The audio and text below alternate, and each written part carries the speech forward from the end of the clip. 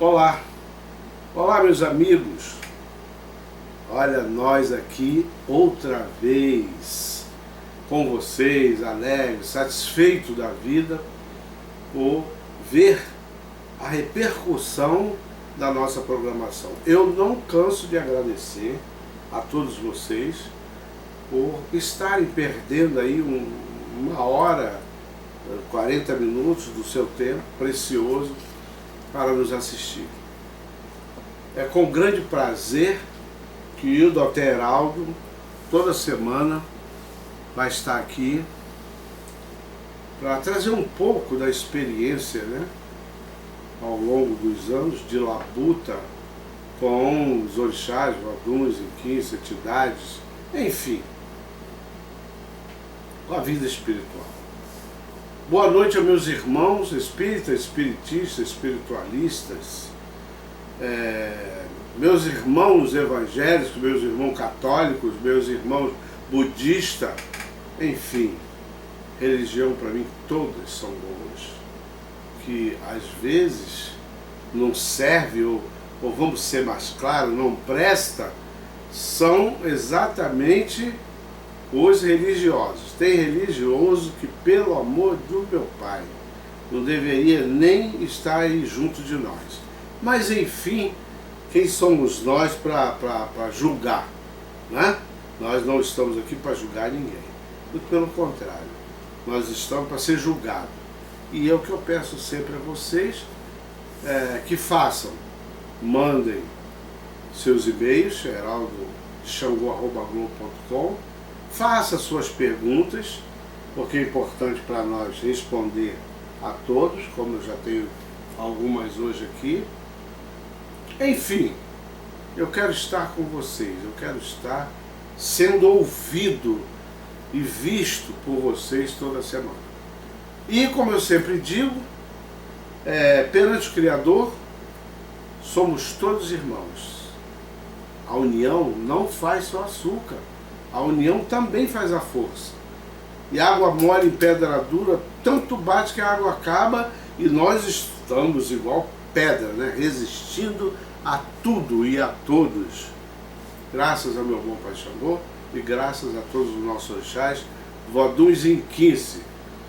Então, vamos começar nosso programa e eu peço permissão aqui para adentrar aos seus lares com o programa, no Reino de Obacossô, que é o nome do nosso programa. E agora uma página no YouTube, um canal, que é o canal Heraldo de Xangô. Então lá no YouTube entrou Heraldo de Xangô, estamos lá. Então eu quero começar o programa já falando de um assunto que eu venho falando a semana inteira. A semana inteira. E eu falei, dei uma resposta aqui a um ouvinte, ao Ogan, e ele muito preocupado com as coisas, com o cargo que deram a ele e tal, que é natural, A pessoa recebe um cargo, ele fica preocupado. Recebe um carro, é ótimo, Ele recebe um carro, tá morrendo de rir. Mas quem recebe um cargo fica preocupado. Isso é qualquer pessoa. E o Denis, eu quero que ele, de repente, tenho quase que certeza absoluta que ele vai ver nossa programação. Ô Denis, observe você que eu mandei recado, eu falei aqui numa programação que não conhecia o cargo que você estava exercendo ou que deram a você, e de repente eu abro meu livro. Você vê como é ruim a gente não ler. A gente tem que ler, até para conhecer, porque se eu tivesse lido meu livro, eu não deixaria você sem resposta.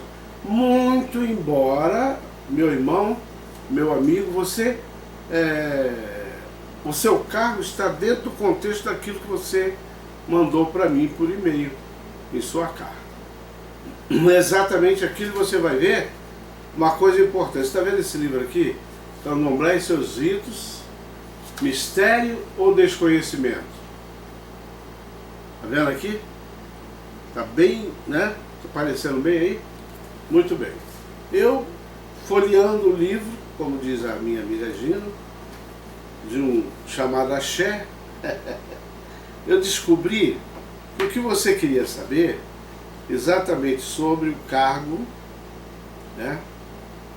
Aliás, tem uma outra senhora que eu preciso responder, mas vou explicar a situação dela, que é bem complicado. Então, o cargo que você queria que eu respondesse, você não botou aqui, né, Márcio, na página, né? Tá, Assobar, está aqui. Que é o cargo de Assobar, meu amigo, está no meu livro. Está no meu livro, está aqui. Assobar. Ogã, é para Ogã mesmo. Ligado ao Ilê, quer dizer, a casa de Omolu e cultos de Obaluaê e Nanã, Egum e Exu. Não é isso? Então, tudo que você passou, a história do Babá Egum, aquelas situações todinha, realmente está dentro desse cargo. Agora é questão de você exercer. Aí é que é o problema. Aonde, com quem, aonde você vai. Então nós estamos já aí há quase um mês nesse assunto, né? E agora eu descubro no meu livro um mistério chamado Candomblé e seus ritos, mistério ou desconhecimento. E aqui está o seu cargo, o cargo de Assobar, que lhe deram. Ele existe sim, está dentro daquele esquema que você falou, e caiu aqui a marcação. E com detalhe, com mais alguns orixás e história com o Egum. Então o cargo é sério. Ou, meu amigo Denis, o caso é sério, muito sério, tá certo? Existe sim, e qualquer informação melhor que você, que está dentro daquele esquema que você já tem, da explicação que te deram. Realmente tem a ver com o Egum, realmente tem a ver com o Malu, realmente tem a ver com aqueles santos todos que disseram para você. Agora, é bom que se entenda uma pequena, porque às vezes uma palavra tumultua a vida da pessoa. Então é bom que entenda que o cargo é dentro de uma casa, desses orixás. Não é você cuidar única e exclusivamente do Omolu. Não, não é isso não. Entendeu? Não é você chegar lá, mexer no santo, porque para mexer em santo, se faz necessário ter o cargo, pelo menos dentro do meu, da vovó Dum, né, e do Genge. É preciso ter o cargo de Pejigã, para mexer no Peji, onde estão os orixás. No seu caso, é no Ilê, é na casa de Omolu e todos aqueles santos que eu já falei aqui hoje. Tá certo, irmão? Quero também mandar uma resposta a um amigo que está participando ativamente aí das nossas programações, que chama-se Fabiano Lima. E ele mandou a data de nascimento dele, tá aqui ó, 18/12/1980, tá aqui no meu computador, né? E ele calculou e diz assim: meu Odu deu Etalgundá. Já vi que você tem que ter uma orientação a respeito de Odu. Viu, irmão? Não é bem assim como você está vendo as coisas, não. Então hoje nós vamos, né? 9/17, 19, tá certo, 8, 9, 10, 11. Nós vamos dar uma explicação para você, ô Fabiano.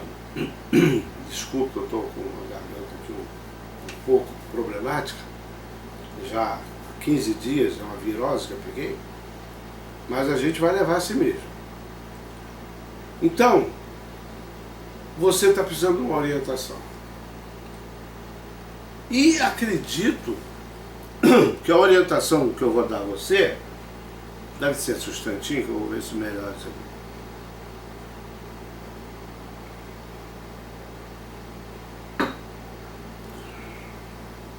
Acredito eu que a orientação que eu vou te dar vai servir para muita gente que ainda não sabe, na realidade, o que é Odô. Está aqui a sua numerologia que você me pede para fazer, tá? Está aqui.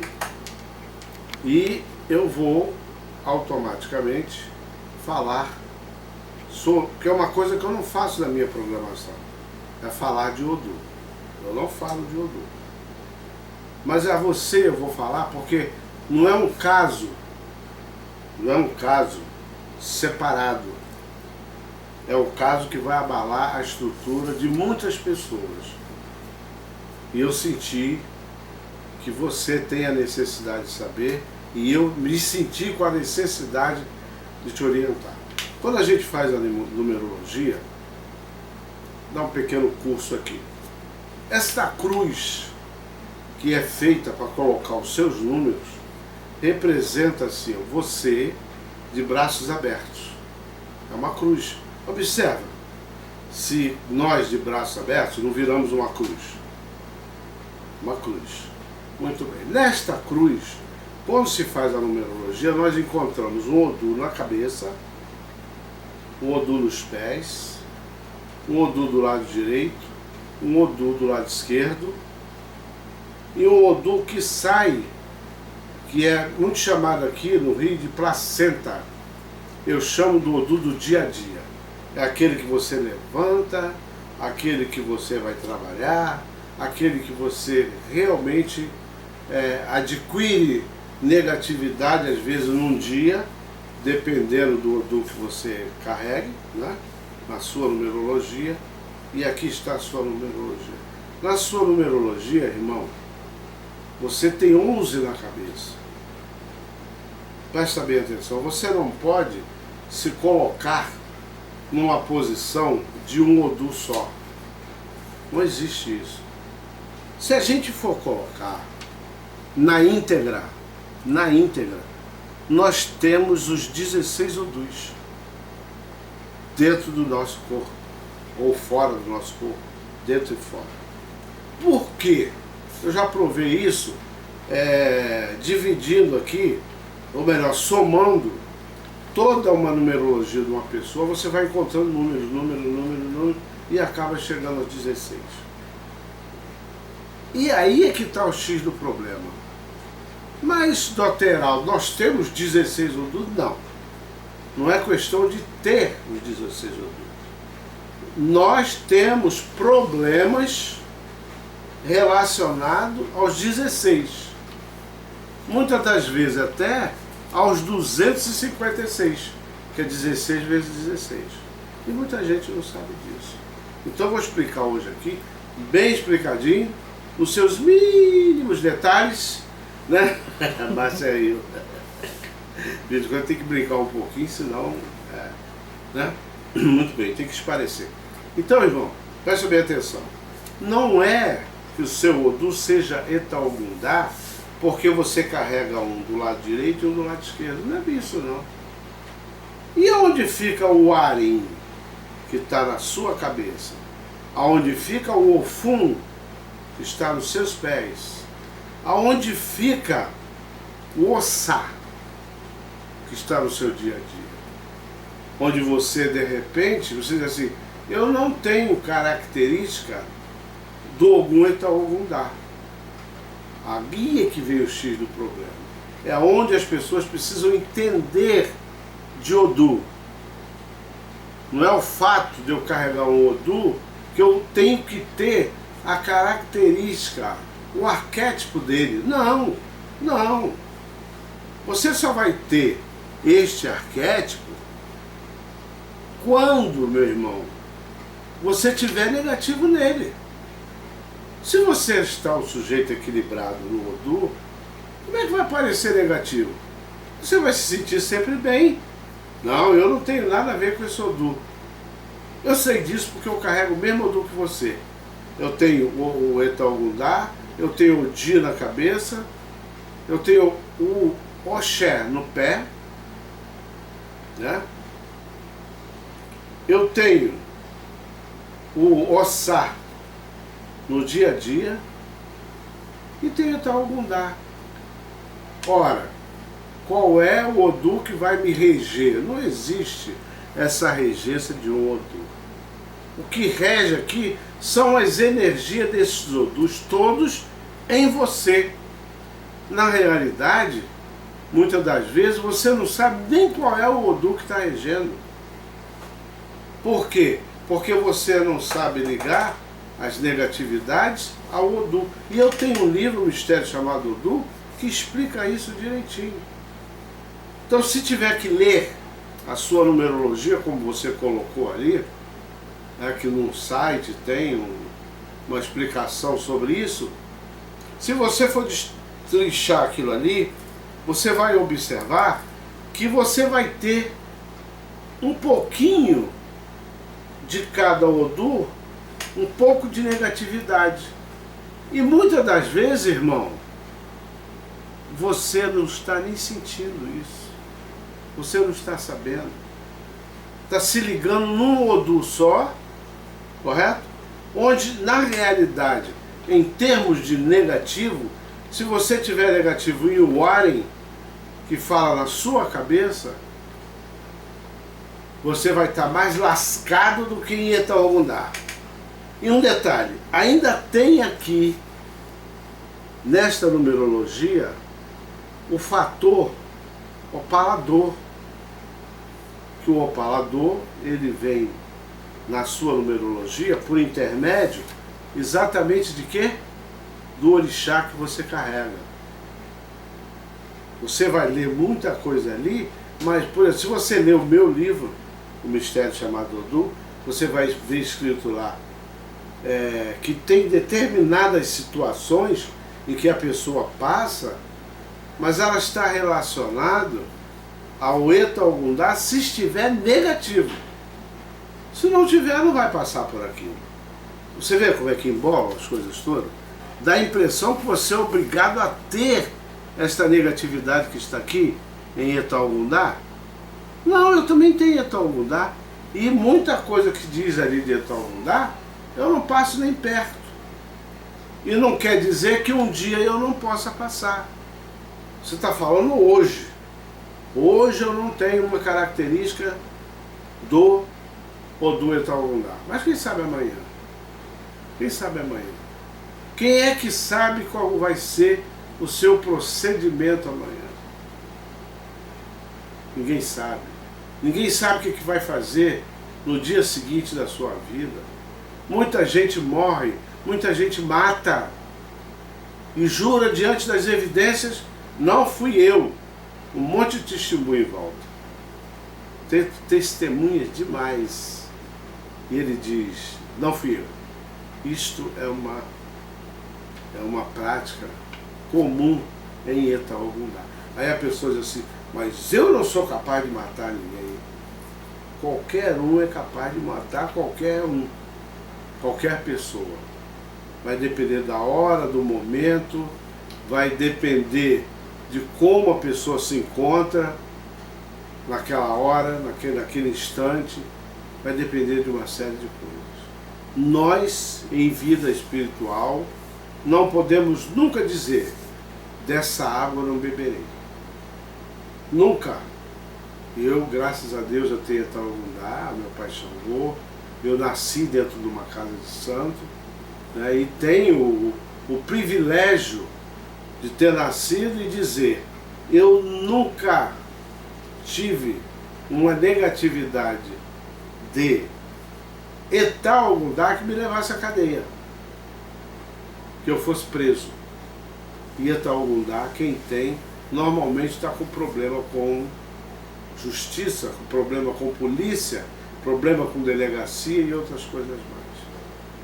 Então você vê que a gente tem que estudar essa matéria, tem que conhecer, para não ficar se ligando. Porque se você parar de se ligar em Etaogundá e passar a se ligar no Arim, você vai ver que é muito pior. Se você se ligar no Ossá, pior ainda, porque o Ossá, toda pessoa que o carrega, como você, meu irmão, é um médium de transporte. O que seria um médium de transporte? Meu livro explica tudo isso. Parece que eu estou fazendo propaganda de livro, mas não é não. É que ele explica realmente tudo isso. Não esse aqui. mas um mistério chamado Odu. Então, você tem uma tendência a atrair para você negatividade relacionada a Egum. O que é Egum? É osso, mas no linguajar comum ele é espírito. E espírito ruim, espírito mau, que estão vagando. E de repente você passa num determinado lugar, na porta do cemitério, que apesar de que ali não tem Egum, mas fica uma concentração de espírito. Ou melhor, olha essa besteira que eu falei. No cemitério só tem Egum, osso. Mas às vezes pode estar por ali vagando um espírito que não quis seguir o seu caminho. E precisa de ajuda e precisa seguir o seu caminho. E você de repente passa ali. Ao passar, aquilo já vem atrás de você. Já vem te acompanhando. Isso chama-se o quê? Chama-se o quê? Médio de transporte. Médio que transporta das pessoas, da rua, de qualquer lugar, uma negatividade relacionada a espírito. E muitas das vezes espírito que não tem consciência daquilo que faz. Então, o que sobra melhorzinho aqui é o número 10, que é o Odu de Oxalufã, onde é a sua redenção. É onde você pode se livrar de todo e qualquer problema relacionado a essa negatividade. Até porque o Odu, né, Ofum, ele fala pelo orixá Oxalá, Oxalufã, né, para completar, complementar a história do Odu. Então é isso, não se deixe levar por uma numerologia vista aí na internet pelo Pai Google, porque Pai Google ali tem muita besteira também, muita bobagem, muita coisa escrita que não tem nada a ver conosco. E eu tive lendo ali, eu tive vendo como é que é feita a numerologia ali. Meu irmão, você está redondamente enganado. Se você não entendeu, eu vou repetir para você quais são os seus números. E você vai procurar ler todos esses odus. Inclusive esse site que você viu aí está parecendo muito com matéria do meu livro. Eu dei uma passada assim e vi que tem muita coisa escrita ali que é do livro Um Mistério Chamado Odu, do Heraldo de Xangô. Então vamos lá. Mas você pode ir mais fundo em outros odus. Então anote que não é possível que você não tenha visto em nenhum desses odus algo que acontece com você. Pronto, aí você já fez o seu jogo. Então você tem o Arim na cabeça, que é o número 11. 11 na cabeça. Nos pés você tem 10. Nota 10, é 10, Odu Oxalufã, né? Do orixá Oxalufã. Você tem do lado direito e do lado esquerdo Etalgundá, que é o Odu que fala por Ogum, Obaluaê e outros santos. O Odu nunca fala por um santo só, ele pega vários orixás. Eu já expliquei isso. E aqui o Odu Ossá, que é o seu dia a dia. É o dia que você levanta, toma café, que você vai trabalhar e muitas coisas podem acontecer. Tem em mente grandes projetos e não realizar nenhum. Eu não estou fazendo jogo para você. Eu estou dizendo para você o que é o Odu. Porque aí amanhã vai vir uma porção de pessoas mandando data de nascimento para fazer o Odu. Eu não vou fazer programa para uma pessoa só. Eu faço programa para muita gente. São muitos ouvintes. Só falei do seu assunto, irmão, porque interessa a muitas pessoas saberem como proceder com seus odus. Correto? Então, estamos conversando. Bom, tem uma senhora que mandou um recado hoje na página do meu programa. E ela perguntou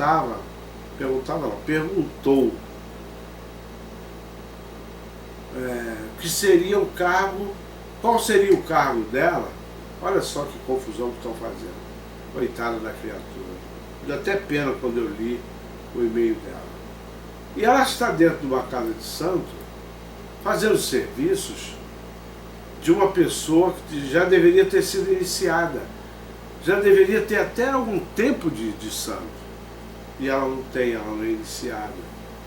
Ela deu aqueles famosos boris de Umbanda e ela está exatamente trabalhando com pessoas de Umbanda. E ela quer saber o cargo que ela tem, porque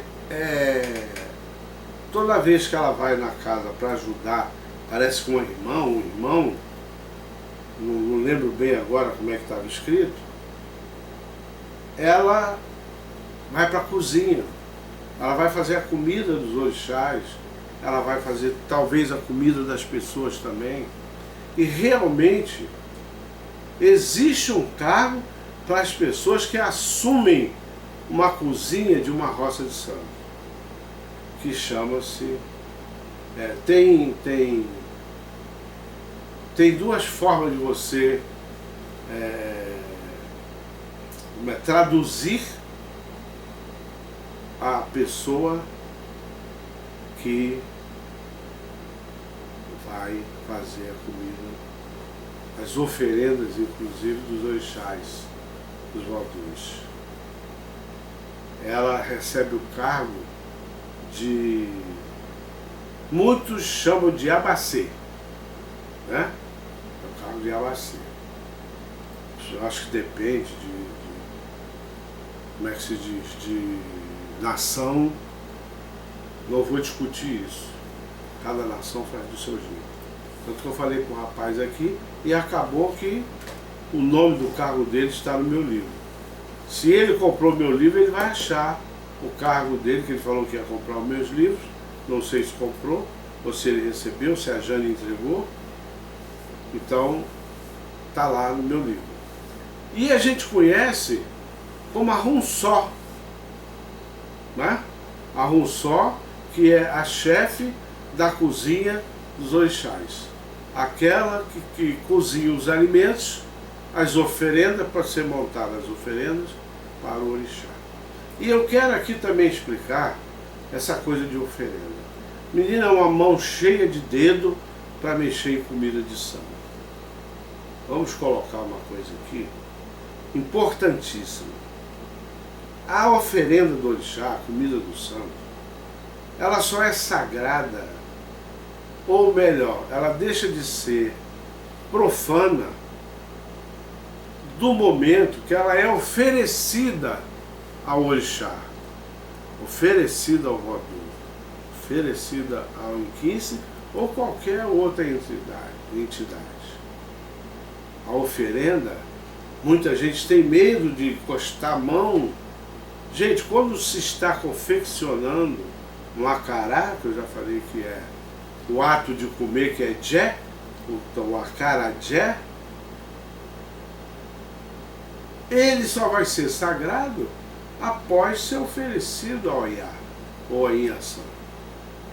É isso? Então, antes não, você pode fazer um acarajé e comer. Quantos acarajés são vendidos aqui na cidade, né? Quantos acarajés na Bahia e outros lugares mais que oferecem essa iguaria tão preciosa e sem fundamentação nenhuma. Agora é diferente quando você chega ali, olha corum li o guirigui, yabacorum lá o garagá, mobirixá olha corum li o guirigui, olha comureló, edorodobo raiá. Então você está oferecendo aquela oferenda ao orixá Oiá, ao orixá Inhaçã. Você está tornando sagrado, com as rezas daquele orixá, aquela oferenda que você está dando para o seu orixá, para o seu Vodum, para o seu Inquince, para a sua entidade. Vocês veem como é que a coisa tem fundamento, tem minúcias, tem essências que nós não podemos descartar das fundamentações do orixá, do Vodum, do Inquince. Então isto aí, inclusive, está embutido no pacote do não pode. Sabe aquele candomblé que não pode nada? Posso fazer isso, meu pai? Não, não pode não. Meu pai, posso fazer aquilo? Não, não pode não. E você acaba sem saber o que você pode fazer numa casa de candomblé. E agora vamos ao pior. Vamos ao pior. Mas meu pai, minha mãe, por que eu não posso mexer? Por que eu não posso fazer isso? Se isso tem que ser feito por alguém. Não está na hora de você saber. Essas palavras são corriqueiras em candomblé. Não está na hora de você saber. Então qual é a hora? Você leva 10, 20, 30, 40, 50 anos e você não sabe qual é a hora de fazer determinadas fundamentações dentro do candomblé. Só um minutinho. Eu vi mais um golinho d'água porque ninguém é de ferro, né?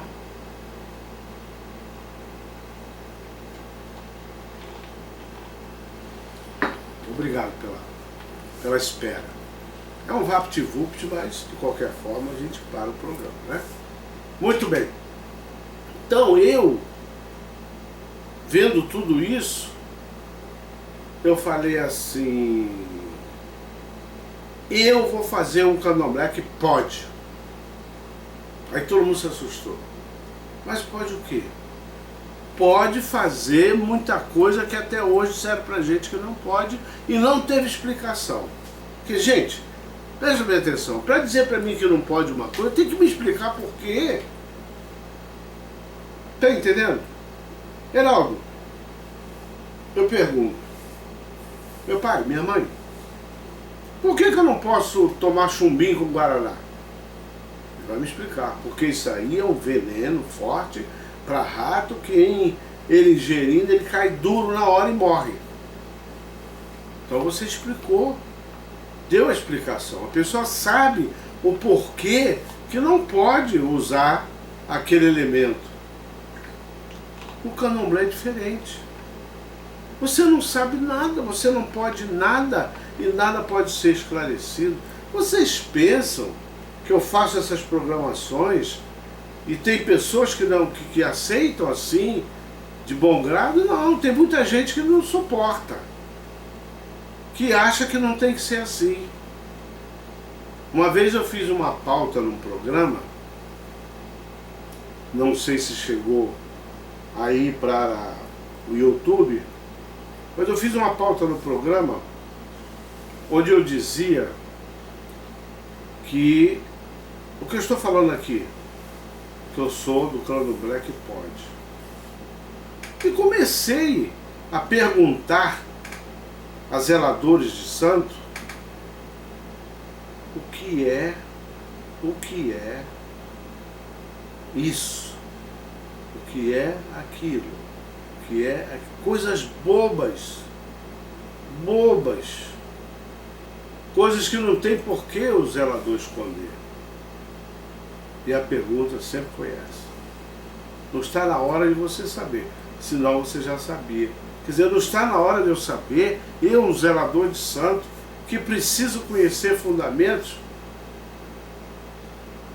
Eu, com 7 anos de santo, preciso conhecer fundamentos e sempre tem a historinha do não pode, não deve, não isso, não aquilo. Ora, gente, esse livro aqui, onde está o Cargo do Assobá, eu desmistifico aqui certas coisas que as pessoas ficaram estarrecidas, mas o Doté teve coragem de dizer que o abô é uma erva podre. E não é. E não é. Recorri a um médico com 3 especialidades. Está aqui, eu vou ver se eu consigo achar o laudo dele, entendeu? Que esse livro aqui desmistifica muita coisa. Aqui, está aqui o laudo dele, escrito à mão.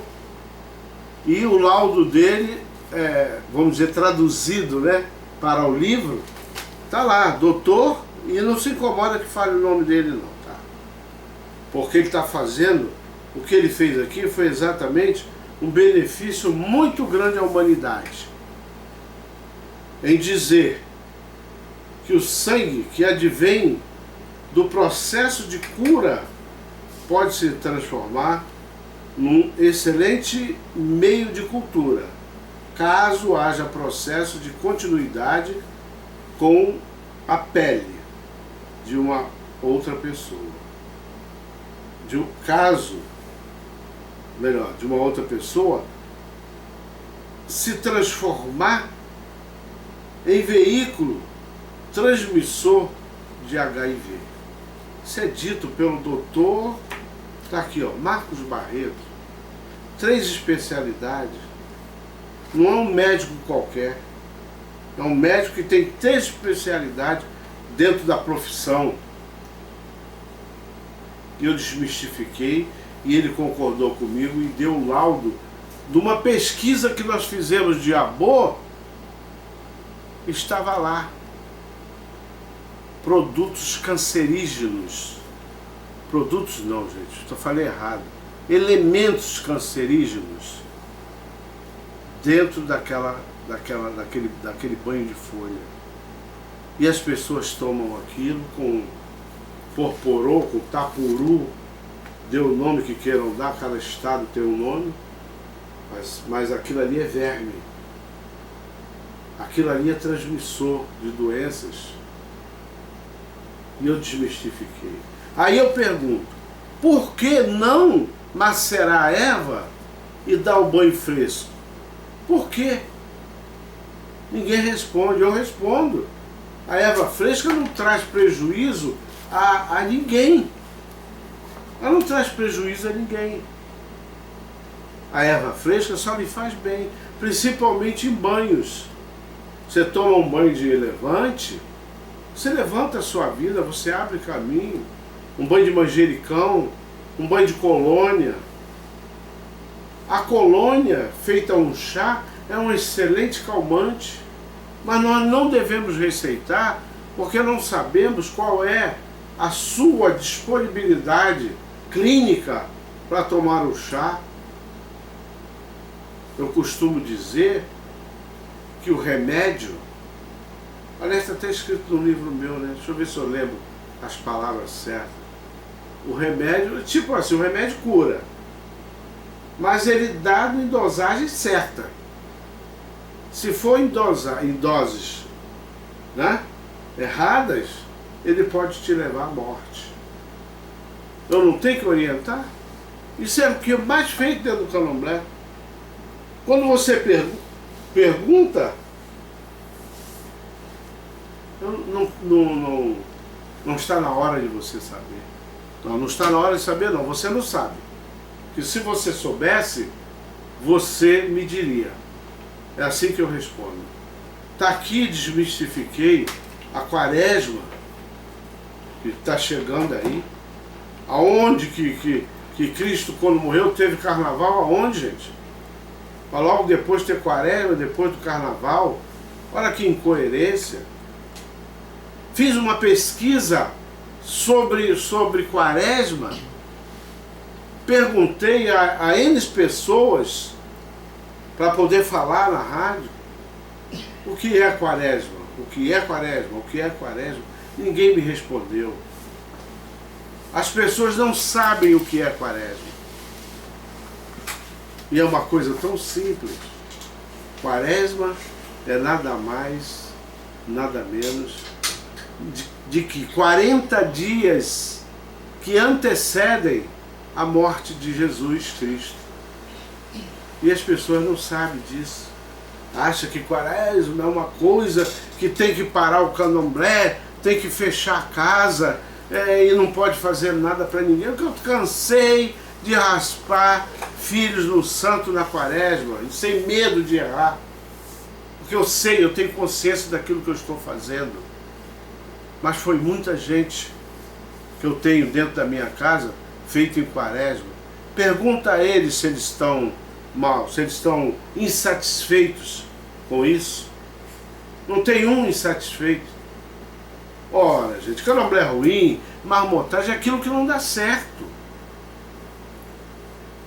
Desmistifiquei aquela história que vocês sabem de mastigar o bi e colocar em cima de uma incisão que é feita no ori da pessoa, nos braços, nos peitos, nas costas, muitas vezes na perna, no pé. E as pessoas mastigavam, né, o obi e colocavam nessas curas. Curas é nada mais nada menos que uma incisão. Aí vem minha pergunta.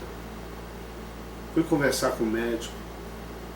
O médico ficou horrorizado de saber que isso existe.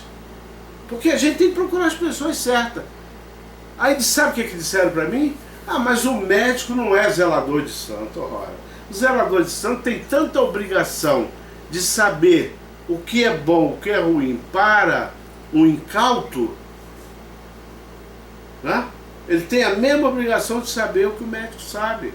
Pesquisa, procura saber. Está aqui, ó, nesse livro. Está aqui desmistificado a história de mastigar o obi.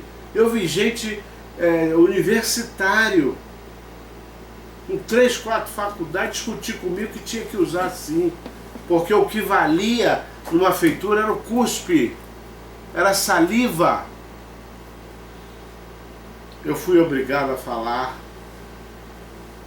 na cara deles, que é assim que a gente fala. Aquilo é cara, nem rosto eles têm. Você sabia quantas bactérias existem numa boca sadia? Você sabia? 500 milhões. 500 milhões de bactérias numa boca sadia. Veja bem, meu irmão, ser um dente cariado, bem tratada, bem cuidada, escovada, usando fio dental e às vezes até um enxaguatório. Aí você está numa função, muitas das vezes, comeu pela manhã, almoçou, não teve nem tempo de escovar os dentes para começar uma função, em que vai usar um obi, um orobô, e está lá a pessoa mastigando aquilo e colocando na cabeça das pessoas, na cura das pessoas, que pode gerar uma meningite, segundo o doutor. Uma meningite. Você já pensou você colocar uma pessoa no roncó e essa pessoa ter meningite, como eu vi acontecer, já passei, já vi esses problemas dentro de casa de santo. As pessoas terem hepatite, de ficar amarelo e ter que curar com chá de picão, que é a erva mais apropriada para uma hepatite. Ora, gente, temos que acordar, Valdulce. Temos que acordar. Porque, e tive a coragem de escrever isso neste livro, Candomblé e seus ritos, Mistério ou Desconhecimento. E é o livro que eu vendo menos. Sabe qual é o livro que as pessoas querem comprar do Dr. Heraldo? O de 700 ebóis. O mistério chamado do 2 de 700 ebóis. Sabe por quê? Tem lá ebóis que servem para unir casais. Não é amarração não, que eu não acredito nisso. Eu não acredito em amarração. Quem quiser acreditar, acredite, eu não tenho nada com isso, é problema de cada um. Eu não acredito em amarração.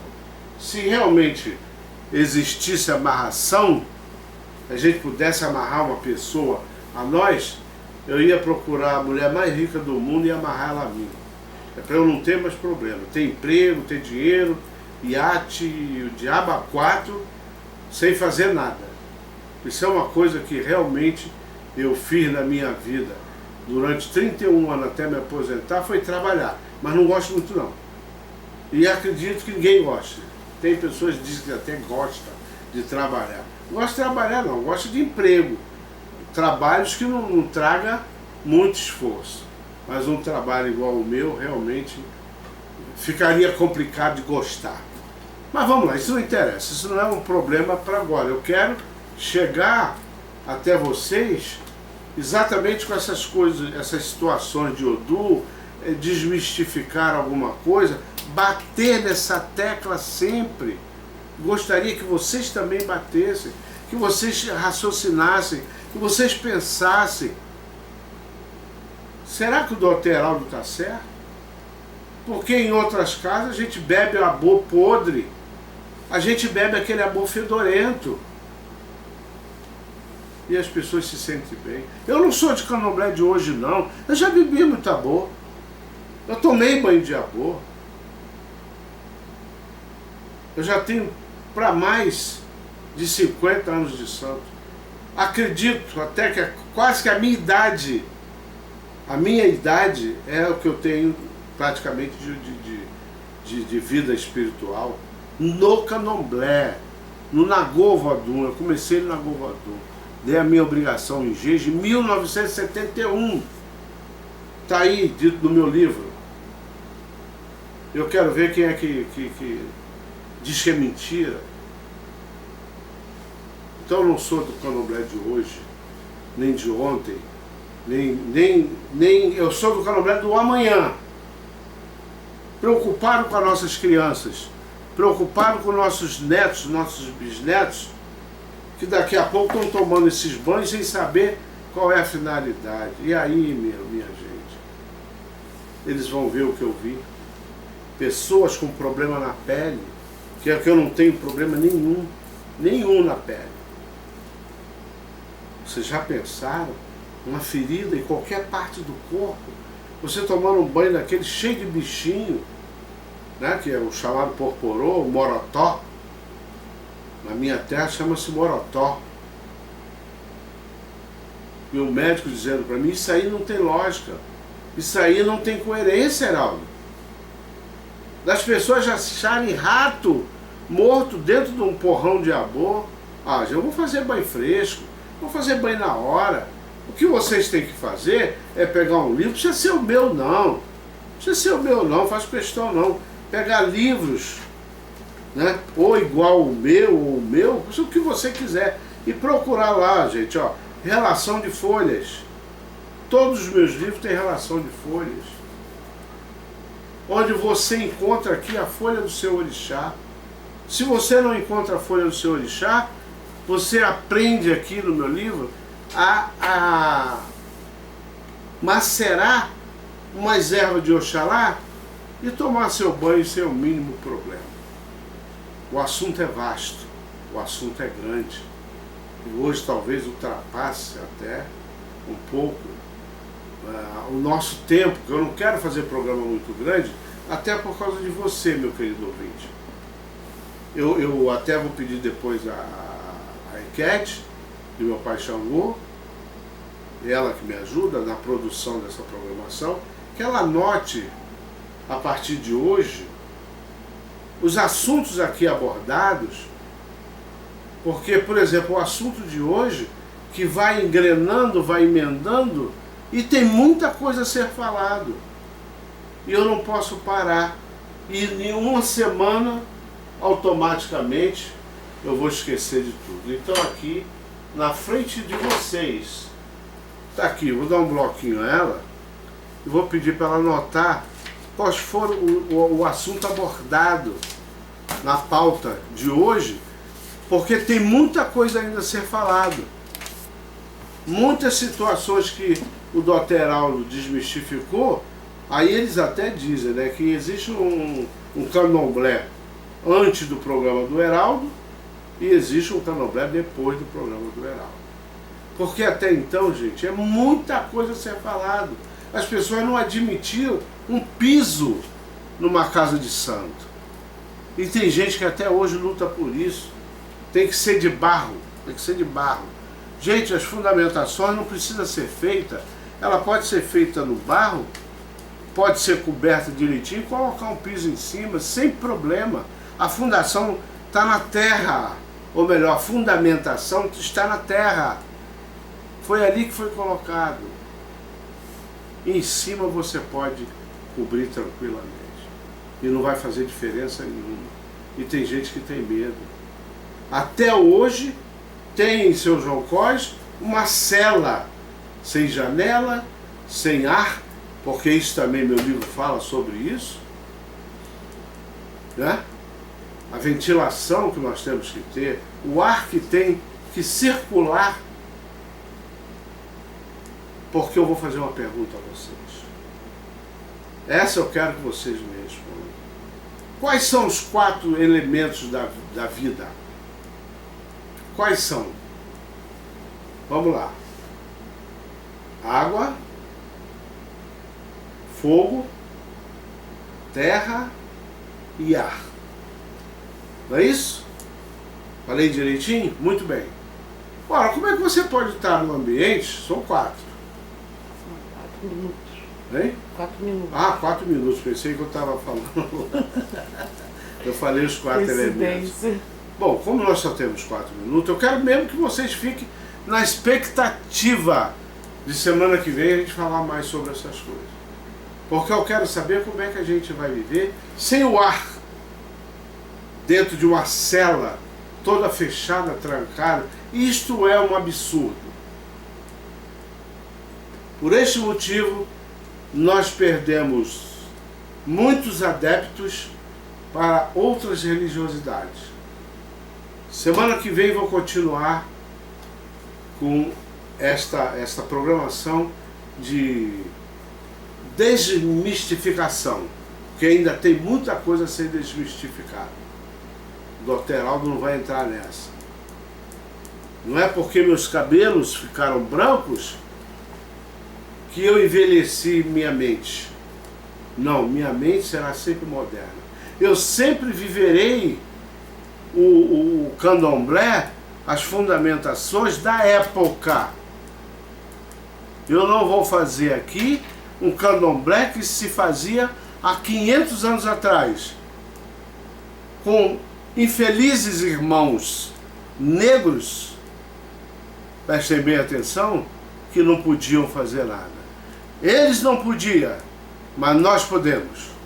Até o próximo programa, se Deus quiser, e Ele há de querer, porque você, meu irmão, precisa saber. Até lá.